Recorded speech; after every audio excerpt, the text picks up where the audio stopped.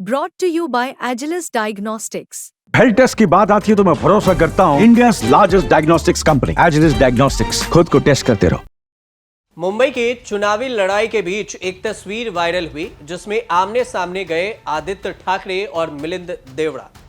महाराष्ट्र चुनाव को लेकर द हिंदू न्यूज़पेपर ने मुंबई में जो कॉन्क्लेव किया है उसमें आदित्य और मिलिंद दोनों बुलाए गए थे। दोनों ऐसे मौके पर आए कि एक दूसरे से आमना सामना हो गया।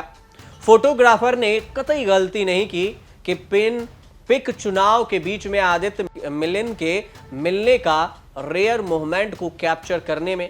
पता नहीं चुनाव होने से पहले फिर ऐसा फोटो फ्रेम मिलेगा या नहीं, दोनों के बीच क्या बातचीत हुई ये तो पता नहीं चला, लेकिन फोटो देखकर अनुमान लगा सकते हैं कि दोनों गुडविल स्पिरिट से चुनाव लड़ रहे हैं।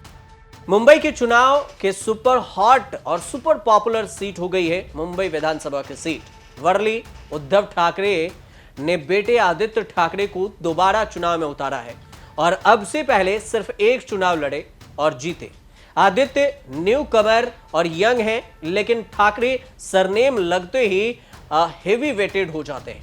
आदित्य ठाकरे के खिलाफ उम्मीदवार ढूंढना बीजेपी शिवसेना के लिए बहुत टफ टास्क था। बहुत ढूंढा, सोचा, तब जाकर एक उम्मीदवार मिला, मिलिंद देवड़ा। मुंबई के राजनीति में देवड़ा ठाकरे जैसे तो नहीं, लेकिन ऐसा भी नहीं है कि कुछ नहीं है। लड़ाई में दम तो दिखा जा सकता है।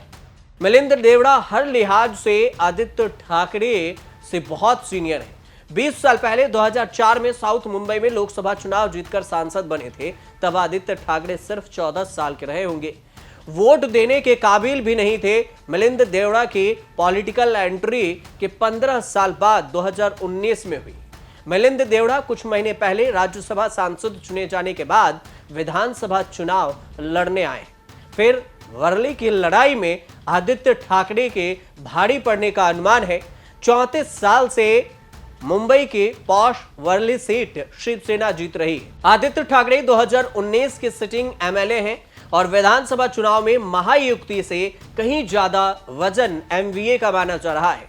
और सबसे जरूरी बात यह कि आदित्य ठाकरे विरोधी वोटों में हो गया है बिखराव, क्योंकि पूरा राजनीतिक समीकरण पलट चुका है। महायुक्ति की अंदरूनी खींचतान से यह समीकरण बिगड़ रहा है। उद्धव ठाकरे ने जब 2019 में वर्ली से आदित्य ठाकरे को चुनाव लड़ाने का फैसला किया था, तब शिवसेना बीजेपी एक होती थी, कांग्रेस कमजोर हो चली थी और राज ठाकरे ने पारिवारिक रिश्ते का लिहाज कर आदित्य के खिलाफ एमएनएस का उम्मीदवार नहीं उतारा था। सबसे बड़ी बात यह भी है कि बाला साहब ठाकरे का पोता चुनाव लड़ रहा था। आदित्य ठाकरे को सीट निकालने में कोई अड़चन नहीं आई। धमाकेदार 72% वोट लेकर जीते आदित्य ठाकरे। लेकिन 2024 के चुनाव में सब कुछ उल्टा पुल्टा हो गया है। उद्धव ठाकरे के खिलाफ बीजेपी भी आ गई है, एकनाथ शिंदे भी आ गए हैं और एनसीपी के अजित पवार भी आ गए हैं। महायुक्ति ने राज ठाकरे के बेटे अमित ठाकरे के लॉन्चिंग में रोड़े अटकाकर अपने खिलाफ कर दिया है। राज ठाकरे ने भी अपना उम्मीदवार संदीप देशपांडे को उतार दिया है। संदीप देशपांडे को लेकर नामांकन कराने खुद राज ठाकरे पहुंचे थे और माना जा रहा है कि एमएनएस का उम्मीदवार आदित्य ठाकरे को नहीं, महायुक्ति के उम्मीदवार मिलिंद देवड़ा को डैमेज कर सकता है। राज ठाकरे उद्धव ठाकरे और एमवीए के खिलाफ तो हैं ही, और कितना विरोध करेंगे ये देखने वाली बात होगी।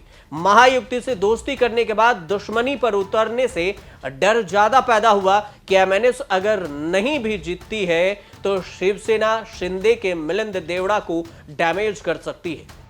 राज्यसभा में होते हुए मिलिंद देवड़ा को लड़ाई का भी नेगेटिव मैसेज निकला और आदित्य ठाकरे के खिलाफ महायुक्ति कोई भी दमदार उम्मीदवार नहीं निकाल सकी और न ही उसे कोई मिल रहा था। वर्ली में महायुक्ति को बोस्ट लोकसभा से मिला था। साउथ मुंबई लोकसभा सीट पर शिवसेना यूवीटी के अरविंद सावंत जीते तो सही, लेकिन वर्ली विधानसभा जो सेगमेंट में बड़ी मुश्किल से 6,715 वोटों के अंतर से लीड में रहे। यही आदित्य ठाकरे के लिए खतरा है। इसी में महायुक्ति को मिलिंद देवड़ा के लिए उम्मीद दिख रही है कि इसी अंतर से ऊपर नीचे हो सकता है।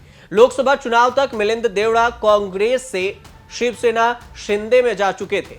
लोकसभा में टिकट के दावेदार भी थे, लेकिन शिवसेना ने यामिनी यादव को लड़ाकर सीट गंवाई और तब मिलिंद देवड़ा को राज्यसभा भेजा। लेकिन कुछ महीने के भीतर विधानसभा की छोटी सीट पर बड़ी लड़ाई में पूरी ताकत झोंक दी गई।